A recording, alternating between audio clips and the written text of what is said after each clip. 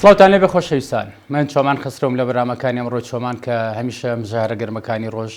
لە خۆت دەگرێویش بە میوانداری پسپۆڕانەوە شارەزایانی چێ بوارە کۆمەڵایەتێکە یاخود بوارە سیاسیەکە. ئەم بابەتی ڕۆژ دەوروژێنم بۆ ئەم جاریش کە بابەتێکی هەرە گەرمە و ئێمە چاوەڕێ بووین لە دوای دانوستانەکان یاخود وەساندی شەڕی نێوان ئەمریکا، ئیسرائیل، ئێران کە تا ڕادێ هێوریەک ڕووکاتە ناوچەکە بە تایبەتی لە هەرێمی کوردستان. بۆ ئەم تەوەرەش زۆر بەڕێز کاک ئەنوەر بازگر وەکو لێکۆڵۆری بواری سیاسی یاخود وەکو نووسەر لەم بابەتە دەدوێن. پرسیاری سەرەتایی من ئەمەیە کە بۆچی هەرێمی کوردستان دووبارە کرایەوە ئامانجی بە تایبەتی ئێران و شەیدیشی لێکەوتەوە. دەچمە لای زۆر بەڕێز کاک ئەنوەر بازگر. بخێراتی ئوستاس. زۆر سپاس. زۆر سپاس. پرسیارە سادەکە ئەمەیە و ئێمە ئەمانەیە وەڵامێکی لێ وەرگرین بۆچی هەرێمی کوردستان ئەکرێتە ئامانجی ئێران. بەمەرجێ ئەمە وەکو هەرێمی کوردستان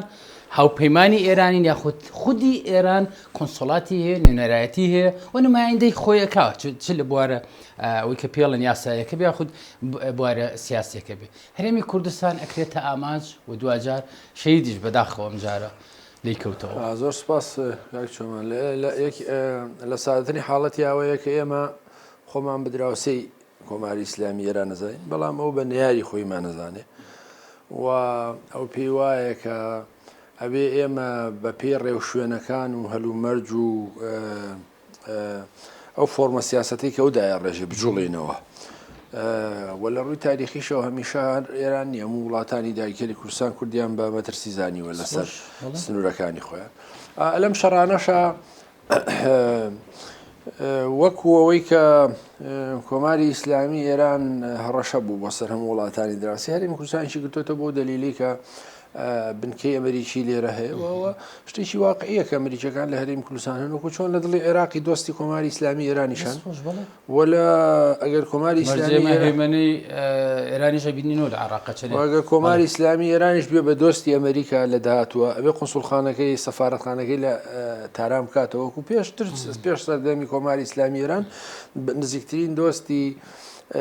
ئەمریکا لە منتەقەی ئێران بووە، ڕژێمی شاو بووە. قسەکە لەسەرەوەی ئێرانیەکانە بێ بەم پێوەرە ماوەڵە لەگەڵ دراوسەکانیان بکەن، بەڵام بەداخەوە باشە خۆ ئەمریکیەکان لە پاکستانی شەنەی بۆ نەیانتوانی دوو موشک لە پاکستانیەکان گرن، خۆ نزاعیان لەگە بلوچەکانیش هەیە و هێرش سنوورەکانی ئێرانی جەبەزێرن و حرەکەی عەدل و عەبدولمەلیک ڕیگی و عەبدولمەتەلیبی برای دەیان جار هێرشیان کرد و پازاریشیان کوشت. ئەی بۆ ئێستا ناتوانێت دوو موشک بگرێتە پاکستان. قسەکە بۆ تورکیاش هەربەن قسە شمولەکە بەڵێ بۆ تورکیاش ڕاستە. لە ڕاستیە ڕەنگە لە شوێنێک شا پێما ئیشتیبایەکەیەکە ئێمە هەرێمی کوردستان هەمیشە پێماوە بۆ ئێمە تەرەفنین لە شەڕا ئێمە بێلایەنین، لە ڕاستی ئایتر بێتەرەفداری نەماوە لەم شەڕانەی لە منتەقەکەیە، یعنی هیچ کەس بێتەرەف نییە زانی هەریەکە ئەبژەوەندی بەرژەوەندی ئەوەشێ وەرکەسێ بێت دوای ئامانجەکانی خۆی بکەوێت، بەڵام لە ڕاستیە ئێران گوێی لەمانە نەگرتووە و سەدان شوێنی لە هەرێمی کوردستان پێم وایە سێهەم یا چوارەمە تەسەسولەکەیە کە ئێران هێرشی کردوتە سەر دوای ئیمارات و دوای مثلەن بەحرێن و ئیسرائیل، چوارەم یا پێنجەمە هەرێمی کوردستانە. هەرێمی کوردستان چەندی تەنها چەند بنکەیەکی ئەمریکی مەدەنی هەیە، ئەوانە ڕاهێنان بە پێشمەرگاکە نیاسیچە، بەڵام ئەوەی ئەوان تەفەکورێکیان هەیە، هەمان تەفەکورێکی ئێرانیەکانیش چۆتە سەر هەمان ئەو عەقڵە شۆڤینێتی عەرەبی کە کورد ئیسرائیلی دووەمە لە منتەقەکە.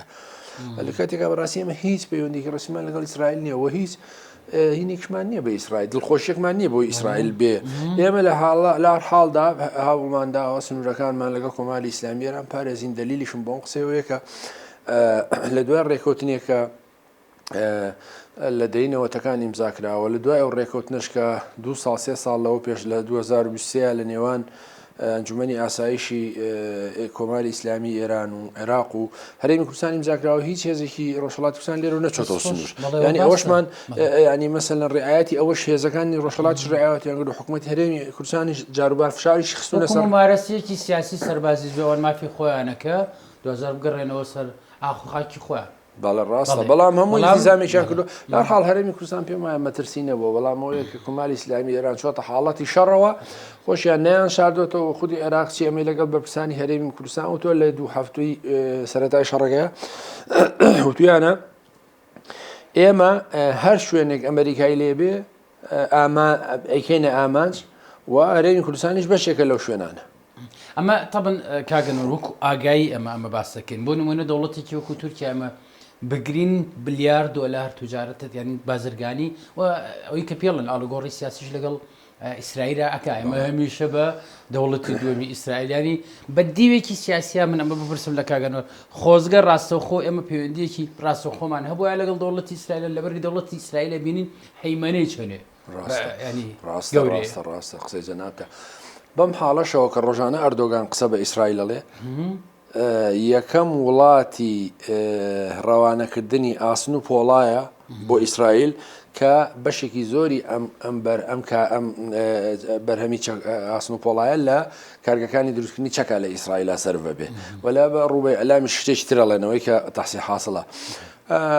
ینی لە ڕاستی ئێمە ڕێعایەتی مەسەلەن وڵاتانی عەربیمان کردو عێراقمان کردو ئێرانمان کردووە کە مەسە هیچ پەیوەندیەکی نە سیاسی نە ئەسکەری نە دیبلۆماسی لەگەڵ ئیسرائیلەکان نییە. بەڵام ئەوەی کە ئیسرائیلەکان ڕەنگە لە هەموو شوێنێکە حزوریان هەبێ وەکو بریکاری ئەوەی خۆیان ئەڵێن جاسووس لە ناو دڵی دارانیشە هەیە لە ناو دڵی وڵاتانی کەندا و لەوەشێ و هەندێک لەم وڵاتە عەربیانە تەنانەت چوونە ناو ڕێکەوتنامەی ئیبراهیمیەوە وەکو ئیمارات و لە داهاتوە ڕەنگە وڵاتانی تیش بچن قسەکەیەوە کە ئێمە تەییدی هیچی ئەمانەمان نەکردووە. ئەزای من بۆ بەش بە حاڵی خۆم پێم وایە ئیسرائیل هین ناکە ئیسرائیل ناتوانێ ئێمە ناتوانین احتیمات بکەینە سەر ئیسرائیل بۆ شتێک و بە دەلیلیەوە ئێمە لە چەند مانگی ڕابردوودا شایەدیەوەین کە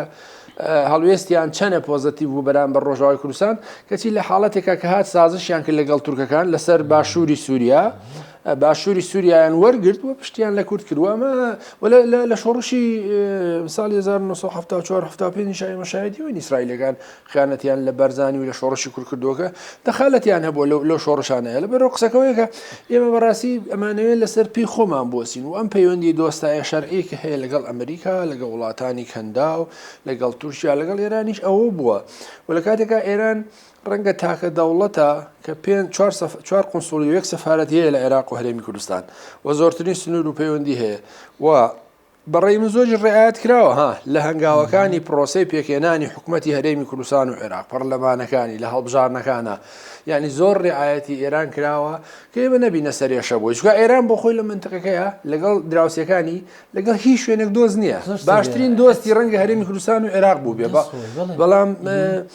ئەو ڕێعایەتی ئەوەی نەکردو بەداخەوە کاگەن وەکو لە کۆلۆرێکی سیاسی تەبن هەمیشە حوزوری جەنابتان هەیە بۆ لێکدانەوەی بە تایبەتی ئەم شەڕەکە هەیە سیاسەتێکی عقلانی وەکو هەڵسەنگانی جەنابتە وەکو شخص یعنی دۆست و یاری بە خۆیەوە نەهێشتووە تا ئەو ڕادەیە کە ئەمانترین و پارێزراوتری هەبێت کە ئەوەی کە بۆ نمونە بن کە هێزەکانی هاوپەیمانان کە لە هەرێمی کوردستانە هەن ئەگەرەوە نەبووایە لە نمونە ئێمە لە شەڕی داعشە چیمان لێ بەسەر نەهات بەم پرسیارە لە ڕاستیەوەی دقیقە ئێرانیەکان پیان وە بۆیان بیان ئەم ناوچەکە ئەو ناوچەی کە شەڕیتایە بەشێکی خۆرەڵاتی ناوەڕاست و کەندای فارس و منطقەیە ئەوان ئەڵێن یا نابێ بۆ کەس بێ بێ بە هەمومان بێ یا هەمووی شەڕی تیابێ هەمووی بە قەولی خۆیان ئاشتی تیابێ یا ئێمە شەریکین یا ناهێڵین هیچ بێ هەر بۆیە پەلاماری وڵاتانی کەنداویاندا خۆ قەتەر زۆر دۆستیان بووە ئەنی قەتەرێکێک بۆ لە دۆستە نزیکەکانیان خۆ منشینی عمان زۆر دۆستیان بووە کەسی لەگەڵەوەشا چەند جار هێرش کراوەتە سەر بۆچی محکومیارەکەم لەوە بوو لۆژیک نەخێر هەر بە پێی منطق نابوو ئەم شەڕە ڕووبە نابوو ئێرانیەکان ئەم شەڕە بکەن چکە شەڕەکەم منطقی تیانێ بە هاوسەنگی هێزیتیانە بوو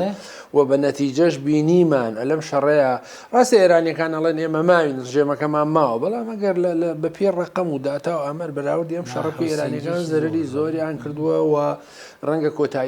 کۆتایی شەڕەکەش یا ئامانجەکانی شەڕەکە بەدڵی ئێرانیەکان نەبێ ئێمە ڕاستە ئەڵێن ئەوانیش خۆڕاگریان کردووە هێرشیان کردووە مەسەلەن گرفتیان بۆ ئەمریکەکان دروست کردو بەڵام بە نەتیجە ئێمە هەموو شەڕانی کە لە دنیای بینیومانە ئەمریکەکان بە جۆرە لە جۆرەکان بە قازانجی خۆیان بە سیاسەتە ماکیاڤیلەکە کاگەنەوەکرێ بڵێن لە شوێنی خۆیان شێر بۆ لە شوێنی خۆیان ڕێوی بە چۆن ئوستاز لە شوێنی خۆیان بە سیاسەتە ماکیاڤیلەکانی بۆ ئێران دەوری شێرگێڕان لە ناهاوسەنگی هێز بە تایبەتی لە ڕووی جبۆ و سەربازی و تەکنۆلۆژیاوە شەڕێکی عقلانی ئەمە ئینکاکە ئێمە قسەکەمان لەسەرەوە بوو کە دۆست و یار و نەیاری بە دەوری خۆیەوە نێشت و بە تەواویمانە لە ڕاستیە ئەگەر خۆی بوو شەڕەکە ڕوونەدا منطقەوە بوو کە شەڕەکە ڕوونەدا بەڵام ئێرانیەکان ئەڵێ هێرشمان کراوەتە سەر خۆ خۆ لە ڕاستیشە ئەزانی هێرشمان کراوەتە سەر حقیقەتی تایە ئەو قسەی ئێرانیەکان حقەتایە بەڵام ئەوە دەرئەنجامی هەژمونێکی بزوتنەوەی سەرمایەداری دنیاە کە ترەم نوێنەرایەتیەکە ئەبێت دەست بەسەر دڵی زەویە کە بریتە لە خۆڕەڵاتی ناوەڕاست و ئەو ناوچەی کە پڕە لە وزە و دوای ئەوە ئەو وڵاتەی کە هەمیشە مەترسی یەکەمە بۆ سەر ئیسرائیل ئەگەر دەستی بگا بە چەکی ناوەکی و هەمیشە نیگەرانی زۆری وڵاتانی کەنداوی دۆستی ئەمریکای لێکۆتۆ هەموو ئەم فاکتەرانە وای کردووە بە ئیزافە ئەوەی کە دۆستی پلەیەکی چینە کە نەیاری سەرسەختی ئەمریکایە ئێستا ئەمریکایەوێ ئەم ئامانجانەی بەدی بێنێ و بەڵام خاڵی سەرەتای بریتی بوو لە چی خاڵی سەرەتا یا با بڵم بیانی و بەهێزی ئەمریکاوە بووکێرە نابێت دەستی بە چەکی ناوەکی بگا بەڵام لە ماوەی بەڵام لەبەرەوەی ناوێنم لەبەرەوەی لە ماوەی چ ڕۆژی ڕابردوو شەڕۆ لە ماوەی هەژ ڕۆژی ئاگر بەستیشە ئەمریکەکان هاتن فۆکەسی خۆیان لە یۆرانیۆم خستە سەر گوڕی هورمز جا ئەو قسەیە ڕاز نییە کە ئاڵێن ینی ئێمە هەمومان لە شاشەکانەوە چی پێ لە مەشغوڵ کرایەوەی کە شەڕەکە مەسلەی یۆرانیۆم بالیست و موشکی بەڵام لە ئەسڵ گەلووەکەیە قسەکەوەیە کە هەندێک بۆچوون هەیە کە پێم وایە بۆچوونێکی زۆر منتقی نییە کە گوایە ئەمریکەکان نەیانزانیوە تووشی ئەم شەڕابن نەیانزانیوە گەروی هورمزە ژیرێ ئەسڵەن خۆی ئەمە ئەمریکایە کێشەکەی لە یۆرانیۆم و موشکی بالیستی و پرۆکسی ئێرانیەکانەوە گواستەوە بۆ گەروی هورمز خۆشی نەیشارەوە ترم جارێگەڵێ لەگەڵ ئاەت الله بەڕێوێ بم جارێگەڵی گۆڕم بە مەسەلەن گەروی ترامپ جارێگەڵێ کاکەجیە ئەوە ئێستا بینی ئەو یاریانەی لە چواردەوری گەروی هورمزەکری ئێستا بە گەمارەدانی و احتیواکردنی ئەوە مەسجێکە ئەڵێ ئەمە خەیاڵی منە لە داهاتووە ئەوەی کە پێم خۆشە یاڵم پیا تێپەڕێ ئەوی پێم خۆش تێ ناپەڕێ ئەمە مەسجێکیشە بۆ چینیەکان کە ئەم ڕێڕەوە هی منە ئیتر ئەبیا لەگەڵم بسازی ئەو نەوتەی خۆت کە لەوە دەستێکەوە تێپەڕ بێ بەسەر یان ئەتوانم ئەمەش احتیواکەم ئامانجی ئەم شەڕانە ڕاستە اقتصادیە و پێشم وانێ ئەو قسانەش زۆر نامەنتەقیە کە ترم گلاوەتە شەڕێکە و ناتانیە خۆم ئەم شەڕی دروست کردو ئوستاز من نامە پەلە بکەی لە لێکدانەوەکە هەر بەجددی ترم گلاوەتە مەسەلەن ترم سیاسەتێکی شێتانە پەیڕەوەکە هەمیشەڵێ پارە بەڵام دنیای ئینسانی عاقڵ بیرمەن ناوەندی لێکۆڵینەوەن کە لێکدانەوەی ئەم شەڕیان کردو بۆ 50 ساڵی ئایندە ستراتیژێکی فراوانتر هەیە بۆ ئەم شەڕەوە وەکو چۆن پێشتر وتمە ئێمە مەشغوڵ کران بە مەسەلەی ئەتۆم و وزەی ناوەکی و ئەمانە ئەسڵی شەڕەکە کە ئێمە بینینەوە ئەوە تا بە تەواوی مانە هەمووشت گران بووە کە ڕۆحی ینی ساکردنەوە ئەکاتە نەوت ئەلێەوە ینی خۆ پرسیارەکەم کە بە درێژەکەمەوە ئەم شەڕە ئەگەڕێتەوە بۆ شەسەکان کە خودی ڕەزاشان وێنەراتی کردو کە چۆن هجومی کردوتە سەر دنیای عربی باڵا ڕاستە زانیم سا لە ئەمریکا هینە دەوڵەتەوە مؤسساتەوە ینی لە خۆیەوە هەنگاو نانێ بڕیار نادا ئەو بۆ چونانە من زۆر لەگەڵی نیم مەسەلەن لە واشنگتۆن مؤسسەیەکەیە باسی بەرژەوەندیەکانی ئەمریکاکە لە جیهانەوە دابەشیەکە بەسەر مەسەلە نیمچە کشوەری هیندستان لە پاکستان و هیندستان و بەنگلادش و سریلانکا دوایەوە دێتە دابەشیەکە لە نیمچە کشوەری کۆریا لە بینی کۆریا و یابان و کۆریا باکوورە دوای لە خۆرەڵاتی ناوەڕاستە دوایەوە لە دەریای کاریبی لە ئەمریکای لاتین لە قەفقاس و ئۆدیوی ئاسیا هەموو ئەمانە یەک بە یەکینەکە کە بەرژەوەندیەکانی ئەو لە 10 ساڵی داهاتووە چییە لە منتقانە و ئەوەش ئێستاس کە ئێستا جەنابەت وتیجگە لەوەی کە پەیوەندێکی تۆڵی نێوان ئەمریکا و سەردەمی حەمەڕەزا شاه هەبووە مەسەلەن یەکێک بوو لە هەرە دۆستە نزیکانی ئەمریکا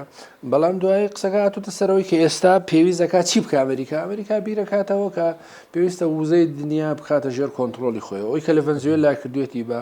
350 میلیارد یەدەگی بۆشکەنەوت بۆی کە لە ئێرانیش دەستیەکەوێت 250 میلیارد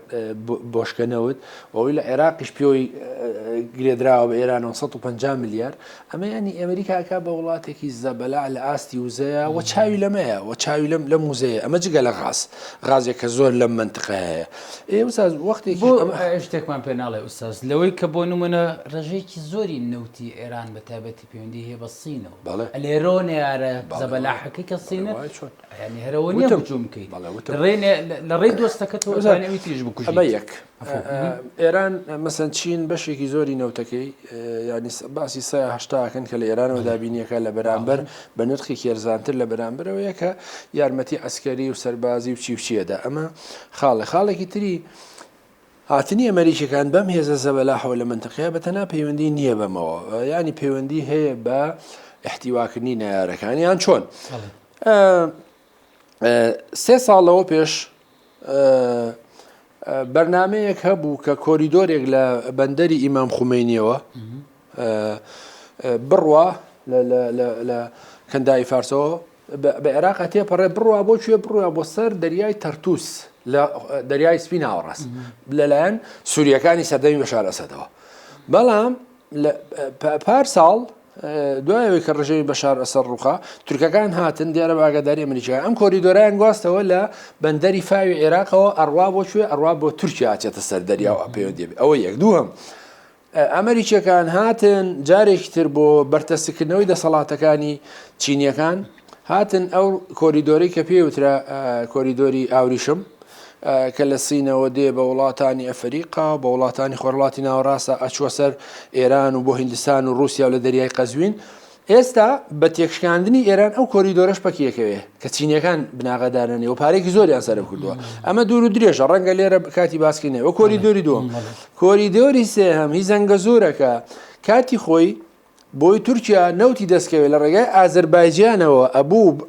تورکیا نەوتەکەی یان ئەو سوتەمەنی دەستیەکەوت لە ئازەربایجانەوە بچێتە ناو خاکی ئێران و ئەنجا بڕاتەوە تورکیا ئێستا دوای ڕێکەوتنی زەنگە زۆر کە ترامپ جێبەجێ کردووە پەیوەندیەکانی ئازەربایجان و تورکیا کە ئیسرائیلش لەوێ ڕۆڵی هەیە دوای کە ئەمریکیەکان هاتن لە زەنگە زۆر کە لەوێ هێزێکی هزار سەربازیان داناوە 9 ساڵ پارێزگاری لە ئەرمینیاکەن بۆی کە نەبێتە هەڕەشەی بەردەم هەڕەشە ئێران دیسان لەوەشا ئێرانیان احتیوا کردووە دیسان چینیش ناتوانێت لەوەیە بەشدار بێ و ئەمە هەژمونی ئیسرائیلی بەسەرەوەی هەژمونی ئەمریکەکانی بەسەرەوەی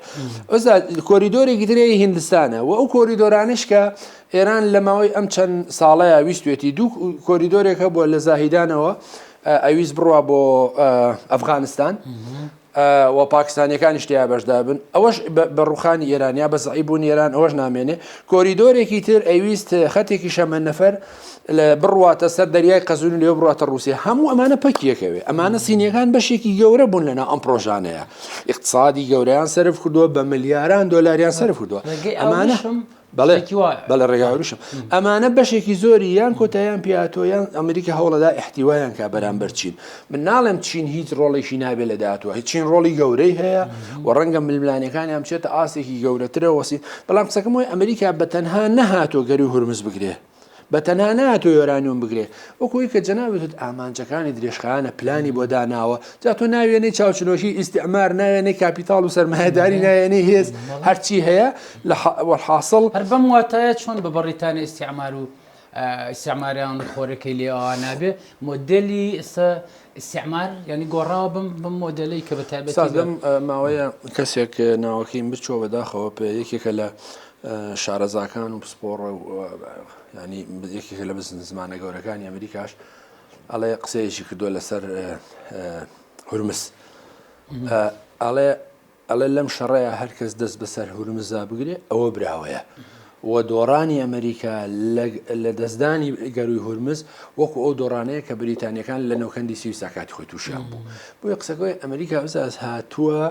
جاری وایە دیعای دیموکراسی و ئازادی ژەکە یا ڕوخانی ڕژێمەکانی ژەکە بەڵام قسەکە لەسەرەوەی هاتووە بێت خۆشیان نایشارنەوە ینی من لەگەڵ شتێکی کوردنی مەڵەن ئەمریکا زۆر زاڵە خیانەتی لێکردنی بە تایبەتی ئەلم ڕووداوانەی ڕووداوە لە ڕۆژاوە ئەوان نهاتون بڵێنەمە دەوڵەتتان بۆ درراوە توانێ ئێمە دۆستی بەرژەوەندیمان هەیە بێکەوە و خۆشیان ئەڵێن بەرژەوەندی تاسەر هەیە مەسەلەن دۆستایەتی و ڕەفاقەتی تاسەر نییە قسەکەشیان وازەحە بۆیە لە حاڵدام پێم وایە ئەوان هاتوون خەڵکی ئەمریکا خۆشگوزەرانی تاکی ئەمریکی لەسەر ئێسکوپلوکی شەڕە لە خۆرڵاتی ناوەڕاستە من پێم سەیر ئەمریکیەکان ئەڵەن دژی شەڕینەوەن بەهۆی شەڕەکانەوە خۆشگوزەرانەژین داهاتی ئەم وڵاتانە ئەڕوا بۆ ئەمریکیەکانی ئەنێمە تەحسیل حاصلە بە ئەوەش بڵێن ئەمریکیەکان و ئەوروپیەکان مسەببی سەرەکی دابشکردنی کوردن کێشەی کەمینەکانن کێشە تایفی و ئیتنیەکان لە خۆرەڵاتی ناوە ئوستاز من ینی ئەمێ بپرسم ئەمە تەمەن بە گریمانە دیسان ئەو ئیستیعماری کە بۆ نمونە کوردستانی دابش کرد و دنیای دەوڵەتی دروست کرد ئەکری دووارە بڵێنەوە ئێران هەمیشە ینی هەتا ئەوانەی کە معارضی خودی جمهوری ئیسلامین ترسێکی تەواو گەوریان هەیە کە لەوەی ئێران دابەشەکرێت لبري فرنتويه كردش ليرا يعني كنابيكي تواو زقه يعني ام جريمانيش لبرويك ايران بوز ليزيا نمينتو كيسا يعني امريكا جيري خواردو بدز روبرو بدز فراوانيه لا استاذ خوي كاتي الدنيا الغور جوري بس هذا الجامي كان روداوي جورا مثلا روخاني ديواري برلين 1989 ليك وشانوي يكيتي سوفيت ل 1990 تێکشکانی بلۆکی سۆڤێتی بۆ خۆتان بینیتان نزیکەی 15 کۆمار تەنها لە ئاسیای ناوەڕاست و کەفکاس دروست بوو دوای لێ کاڵۆشانەوەی چێکۆسلۆڤاکیا و یوگسلاڤیا ئەوان هەمووی دەوڵەتی لێ بەرهەمات و بە دوایەوە جیاببوونەوەی ئەریتریا لاسوبیا ئەوە مەسەلەن ڕووداوێکی گەورەی دنیا بوو دوایەوە بە دوای ئەوە ئەتوانم بڵێم ڕووداوەکانی جەنگی کەنداویش بۆ خۆی دەرەنجامیەوە بوو ئەزمموی مەسەلەن باشووری کوردستانیش دەرەنجامی شەڕی کەندا و ئەوە بوو دووەم مەسەلەن دوایەوە لێک هەڵوەشانەوە یان تێکشکاندنی گوتاری ناسیۆنالیزمی عەرەبی لە ڕووداوەکانی 2011 و سەربەخۆبوونی زۆر وڵاتی تروانش بەواتایەکتر 7 ئۆکتۆبەر دەرەنجامی ئەوەیەوەی کە جەناب دەیڵێ یعنی مەسەلەن ڕژێمی سووریا ڕاستە لە شوێنی بەشار ئەسەد ئەحمە شەر هاتووە بەڵام ببینە کوردەکان تا ڕادێ بۆ حاڵەشەوە کە بەسەریان هاتووە هەلومەرجێکی باشیان هەیە مەسەلەن لە هەمان کاتە شیعەکان بە جۆرێکی تر دوورکەوتونەتەوە لە دەستێوەردانی کۆماری تورکیاش لەرە بینین لەبەرەوە لە ئێرانیش ئوستازەوەی جەناب دێڵێ ئەو پێکهاتە ناهۆمۆجینی ئەو مۆزایکە ناهۆمۆجوونەی هەیە کووردە عەرەبە تورکمەنە بلوچە سەحراویە نازان هەموو ئەوانە لەبەر دەمی ئەگەری لێک هەڵۆشانەوەیان بۆیە ئەمریکیەکان پێم وایە ترسێکیان لەوە هەیە کە لە سەرەتای شەڕەکانیشەوە هاتن نەیانورد ینی ئەجێندای ڕوخانی کۆماری ئیسلامی ئێرانیان نەخستە بەرنامەوە یعنی یەکەم ئەڵتەرناتیڤ و بەدیلێکیان نەبوو تەنانەت هاوشێوەی ئەحمەشەرە ئەحمەشەرەوا دەرەکەی پێشتر ئامادەکاری بۆ کرابوو و هێزێکی گەورەشی لە پشت بوو تورکیاش وەکو کارتێک بەکارێناوە لە پێم وایە ئەمریکیەکان ترسیان لەوە هەبوو کە ئێران بە دەردی عێراقی ڕابردوو بچێ بۆیە زۆر تەییدی ڕوخانیان نەکراوەندەی ئیسرائیل بەڵام لە ئەمە حاڵدا تەسەورەکەم ئێستا لەم دوایانەیە بیر لەوە بکەنەوە کارچی چۆنێک بێ مەسەلەن کۆتایی بەڕۆژێمەکە بێنن لەلایەن خەڵکەوە بۆیان بکرێ بۆیە لە هەر حاڵدا لەگەڵ هەر ئەگەری ڕوخانی کۆماری ئیسلامی ئێران ئەو وڵاتە بە هەمان شێوەی عێراقی لێدێ بە هەمان شێوەی سووریای لێدێ بە هەمان شێ لە خراپترین حاڵەتەکانی ڕەنگە وەکو یەمەنی لێبێ وەکو وڵاتانەی لێدێ کە پشێوی زانی بۆچی چووکە پێویستی بەوەی ئازانی لە باشترین ئەڵتەرناتیڤەکانی ئەوەیە کە هێزێک بێ دیموکراسی قبول بێ و ئەم هێزانە ئەم پێکاتانە ئەم نەتەوە و گەلانەی ناو ئێران توان ساترین مافەکانی خۆیان وەرگن یعنی تۆی بە یا دیموکراسی بۆ داوینکە خۆشگوزەرانی ئەمە مەسەلەن بە دەوڵەتی دینی دووەلی عەرەبی دیموکراسی دەکەینە بەڵام خۆشگوزرانەکەی هەیە لەبەرەوە ڕەنگە بەشێکی زۆری پێداویستەکانی خەڵکی تێر کرد بێ خۆی لە ڕاستیە دیموکراسیش زەروریەتی هەیە بەڵام لە ئێران ئەمانە هیچی نییە بۆ خەڵک وە لە تورکیاش ئێمە تازە هەندێک شت دەبینین یعنی لانی کەم لەوانەیە ئەگەر ئێران مۆدێلێکی تورکیاش بێ لە داهاتوە خەڵکەکەی تا ڕادەیە قبوڵی بکەن بەڵام مەسەلەن تو ئێستا لە شۆڕشی ژنجیان ئازادیە خەڵک لەسەرەوەی لە چەکەی لاچووە دامیکەی و ئەمانە قورسە بۆ خەڵک ئەم ڕووداوانە ئەم ڕووداوەکانی 7 ئۆکتۆبەر بریتین نەک لە بەرەوە ئیسرائیل نوێنەرایەتیەکە لە ڕاستیە ینی تۆ ببینە بزگە لە تێکشکاندنی هیلالی شیعی و زەعیفکردنی شیعە لە منتیقەکەیە کە سەرەتاکەی بە ڕوخانی بەشار ئەسەد و بڕینی ئەو پەیوەندیە لەگەڵ جنوبی لوبنان و ئەوانە بۆیە زۆر نزیکە کە مەسەلەن وڵاتانی زلهێز سەر لە نوێ بیانەوێ هەژمونی سونە لە منتیقەکەیە ببوژێننەوە و ئەمەش بە دەلیلی ئەوەی کە وڵاتانی کەندا و تەییدیەکەن وەکو چۆن لە سووریا تەییدیەکەن عەرەبستانی سعودی و قەتەر و ئیمارات ئەوە هۆکاری سەرەکی ئەوەی کە مەسەن وڵاتانی کەندا و بە تایبەتی عەرەبستانی سعودی و هاوپەیمانەکانی دژایەتی حوسیەکانەکەن ئەوەی کە کۆتایی بە هەیمەنەی ئێران و شیعە بێنن لەوێ و دیسان دەسەڵات بگەڕێتەوە دەست حکوومەتەکەی عەبدڕەبە مەنسوور هادی دۆستی خۆیان و سنی وەکوی چۆن لە ئێستا سووریا کردیان لە عێراقیش یانەوێ ئەم مۆدێلە بێنەوە و پێم وایە ئەمریکەکانیش زۆر مخالیف نین یعنی بە قەولیەوەی کە بۆیان دەرکەوتووە شیعەکان مەترسی بوون لەسەر بەرژەوەندیەکانیان نایانتوانیوە خۆیان بگونجێنن یعنی لە هەموو ڕووداوانەی کە باسم کرد ئێران یەک فاکتی بەدەستەوێت توانێت ئەگەر بیەوێ بەس نازانم چەنە مەسەلەی مەسهەب و عەقیدە و ئیدۆلۆژیا ڕێگایەدا ئەوەیە کە ئێرانیەکان لە هاوپەیمانی ڕووس و چینەکانەوە بێنە هاوپەیمانی ئەمریکیەکان ڕەنگە هەموو شتێک باش بەڕێوە بچێ بۆیان ئۆستاز بە دیوێکی ترا ئەمە کە وڵاتانی ئیمپریالیزم کە ئەبینینەوە بۆ ینی بە دیوێکە ئەگەر بەواتە دیموکراسیەکە بێ دەبێ بێنە تەرەفی ئیسرائیل و ئەمریکا بەواتە ئەوەی کە پێڵن بەڵام ینی لێکدانیوێک ئێمە بگەڕێنە بۆ 100 ساڵی ڕابردوو ئیمپریالیزمەکان وڵاتانی داگیرکاری ڕۆژهەڵاتی ناوەڕاست ئێمە لێکدانێ کرێ وا بکەین کەوانی هەریانێ هەیمەنەی 100 ساڵی ڕابردویان بمێنێتەوە بەڵام لە ئەگەری تەواو سەرکەوتنی ئەمریکا ئیسرائیل ئیمپریالیزم و دەسەڵاتی بنمون لە فەڕەنسا و بەریتانیا نامێنێتەوە لە ڕۆژهەڵاتی نەخێر ئەزای مۆدێلەکەش جیاوازە مۆدێلی ئیستعماری بەریتانی فەڕەنسی هۆڵندی پرتوگالی نەماوە بەداخۆ ئێستا با پێ بڵم ئەوەی کەەوە تا ترەم خۆشی هەڕەشە ئەکات لەسەر ناتۆ ئێستا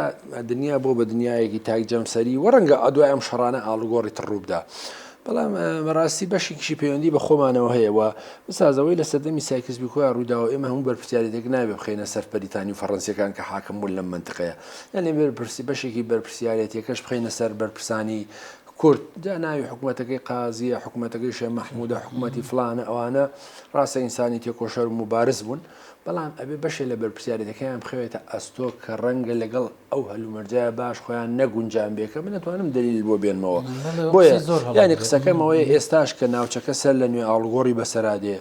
ئەوەی ئیسرائیلیەکان بانگەشەی بۆکەن و ئەمریکیەکان بێگومان لە پشتیەوەن ینی ئەوەی کە پەیوەندی هەیە بە کوردەوە بە تایبەتی لە باشووری کوردستان لە ڕۆژاوای کوردستان ینی بەشێکشی بەرپرسیارەتی ئەکەوێتە سەر حکوومەتی هەرێمی کوردستان بە واتایەک پارتی دیموکراتی کوردستان و یەکێتی نیشتیمانی کوردستان ینی ئەمریکیەکان بۆچی چوون لە باشووری سوودان مەسیحیەکانیان لە موسڵمانەکان جیا کردەوە بەر خۆشیان هەبوون کەچی بە پێچەوانەوە لە یوگسلافیا چوون موسڵمانەکانیان لە مەسیحەکان جا کردەوە یعنی دیقەت بە ئەو قسەیە تاوکەم لە یوگسلافیا چوون پشتیوانیان لە بۆسنیەکان کرد بۆسنی موسڵمانەکان کرد کە لە بەردەم قەتڵ و ئامی میلۆسۆڤیچی سربی و مەسیحی بوون کەچی لە باشووری سۆدان چون پشتیوانیان لە مەسیحیەکان کرد بە پشتیوانی جۆن گەرەنگ لە بەرامبەر حکوومەتی سۆدان سەر بەخۆیان پێدان یعنی قسەکەمەوەی حکوومەتی هەرێمی کوردستان دوای ئەم ڕووداوان ئەم شەڕانە حقە دانیشێ مەسەلەن بەرژەوەندیە پلەیەکەکانی خۆی دەستنیشان بکە دیسان بە پەیوەندیەکانی خۆی بچێتەوە لەگەڵ ئێران و تورکیا و عێراق و سووریا و مەسەلەن پەیوەندی و تەماسی خۆی لەگەڵ هێزە کوردیەکانی پارچەکانی دڕێ خاتەوە و مەسەلەن یەکێتی و پارتی لە بەرامبەر هەندێک ئیمتیاز و دەستکەوت سازش بۆ یەکتری بکەن ینی پێویستی ێزانی بچێ پێویستی بەوەیە 20 کەس لە سەرکردایەتی عاقلی کورد 20 کەس لە سەرکردایەتی سیاسی عاقلی کورد نەیکەن بە کۆڕ و کۆبوونەوە و دانیشن مانگێک دوو مانگ سێ مانگ دراسی بارودۆخی خۆڕڵاتی ناوەڕاست ناوچەکە شەڕی ئێران دەخالەتی وڵاتانی تر بەرژەوەندیەکانی ئێمە بکەن کە ئێمە چۆن هەنگاو بنین بەمە ئوستادە بێ دراست هەبێ بەڵام تۆ بێ هەموو ڕۆژە کۆڕ و کۆنفرانسی بکەی لە قاعەیەکی 2000 کەسی خەڵک قسەت بۆ بکە ئەمە سیاست وانە ینی من ئەو باسە زۆر هەڵک کاگەنوێت ئەو کو دوا پرسیار تەمەن کاتم لە بەردەستان ئەمە زوو نییە ئەمە بڵێن ئەم شەڕە کۆتایی هاتووە خۆ بە دیویکی یاشکێتەوە کێ دۆڕاوە کێ براوەیە وەکو لێ کۆڵەوەی سیاسی وەڵام لە ڕاستیە ئەم شەڕە ئەم شەڕە پێم وایە ئامانجی هەیە یعنی ئەم شەڕە ئامانجەکانی بێ بەدی بێنێ بە تایبەتی بۆ ویلایەتە یەکگرتووەکانی ئەمریکا و بۆ خودی ترامپ و تا ڕادێکی لەوانە ئیسرائیلیەکانیش 11 کەس لە ڕاوێژکارانی دەوروبەری ترام لە کۆشکسپی جوولەکەن ئەمانە تەسیری زۆریان هەیە و لە سێ ئەندامی وەفدەکە دوانیان جوولەکەن کە هەستنە پاکستان ئەمانە زۆر تەسیریان هەیە و خۆش دەزانی اقتصادی گەورەی دنیا بەشێکی زۆری بەدەست جوولەکەوەیە بەڵام ئەم شەڕە ئەبێ ئامانجەکانی بەدیبینێ ئامانجەکانیشی تەحسیل حاصڵە کە ئەمریکیەکان و تویانە یۆرانیوم پیتێنرا و موشکی بالیستی پرۆکسیەکان بەڵام لە دانیشتەکانی میرنشینی عمانە لە سەرەتای مانگی دوو و لە جنێفیش وتیان ئەو 440 کیلۆگرامە یۆرانیومان بنێ تا بەس ئێستا چیان ئێساڵێن چی ئێساڵێنە بێ ناتانز و ئەرەک و فۆردۆ و ئەوانە قفڵی لێبن نابێتتر ئەوەی کە کاتی خۆی خومێنی کە هاتە سەر حکوم ئەو وێزگانەی ئەتۆم هەبوون سەرەتا هەمە ڕەزاشا دروستی کردبوون خومێنی فتوای داوتی بیکەن بە سایلۆی گەنم ئێستا بێ ئەوان بگەڕێنەوە سەر ئەم مەرحەلەیە ئەمە بەڕاستی ئەمە یەک دوو هەم ئەوەی کە لە دانووسانەکانانە بۆ شەڕ